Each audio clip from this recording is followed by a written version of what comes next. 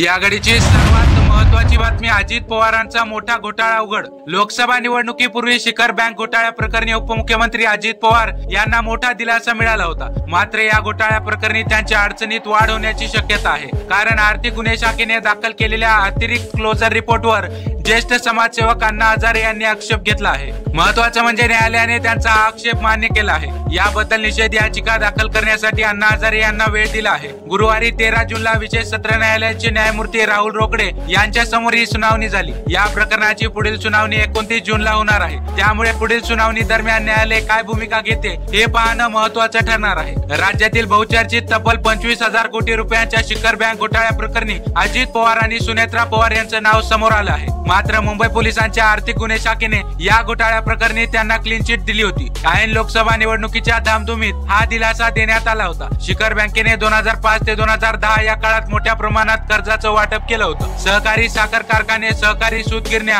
कारखाने आणि इतर कंपन्यांना हे कर्ज देण्यात आलं होतं। तब्बल 25,000 कोटीच्या आसपास हे कर्ज वाटप केल्याचा ठपका ठेवण्यात आला होता। यातील कर्जाची रक्कम परतफेड झाली नाही, ही सर्व कर्जे बुडीत निघाली। ज्यामुळे हे कर्ज देण्यात आलं तेव्हा संचालकपदी अजित पवार होते, त्यामुळे अजित पवार यांच्यासह अन्य 70 जणांवरही आरोपपत्र दाखल करण्यात आलं होतं। दरम्यान लोकसभा निवडणुकीपूर्वी दाखल केलेल्या क्लोजर रिपोर्टमध्ये बँकेला नुकसान झाल्याचे नुकतेच पुरावे मिळाले नसल्याने आर्थिक गुन्हे शाखेने अजित पवारांसोबत सगळ्यांना क्लीन चिट दिली होती। अण्णा हजारे यांना जाग आली आणि त्यांनी शिखर बँक घोटाळ्या प्रकरणी आवाज उठवला, याबद्दल त्यांचं अभिनंदन करतो। अण्णा हजारे यांनी महाराष्ट्रात गेल्या 10 वर्षात अनेक घोटाळे उघड केले। अण्णा हजारे यांनी हे घोटाळे देखील बाहेर काढावे असं आवाहन संजय राऊत यांनी केलं आहे। त्याशिवाय मुख्यमंत्री एकनाथ शिंदे आणि त्यांचे 40 आमदार, शिवाय अजित पवार आणि त्यांचे 40 आमदार यांच्या क्लोजर रिपोर्टवरही अण्णा हजारे यांनी आवाज उठवावा असं आवाहन संजय राऊत यांनी केलं आहे। यावर तुमची प्रतिक्रिया नक्कीच कमेंट बॉक्स मध्ये व्यक्त करा आणि अशाच राजकीय घडामोडींसाठी चॅनलला सबस्क्राईब करायला विसरू नका।